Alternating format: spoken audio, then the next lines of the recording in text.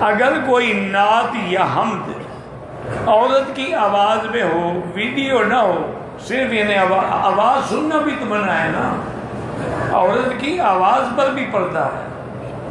عورت اگر قرآن بھی تلاوت کرے آپ نہیں سن سکتے۔ نعت تو بڑی دوسرے نمبر کی چیز ہے نا، اصل تو قرآن ہے، وہ قرآن کی تلاوت بھی نہیں کر سکتی، اور کرے تو عورتیں سنیں مرد نہ سنیں، کیونکہ آواز میں بھی تو فتنہ ہوتا ہے نا۔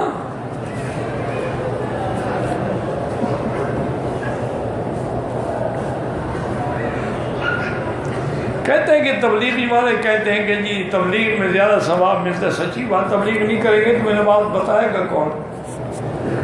بھئی دین تو تبلیغ سے آئے گا نا، تعلیم فرض ہے، باقی چیزیں تو نفلی عبادت کر رہے ہیں آپ۔ اگر تمہیں ان کی کسی بات پہ اعتراض ہے تو ان کو معاف کر دو، ان کے ساتھ نہ جاؤ، نہ ملو،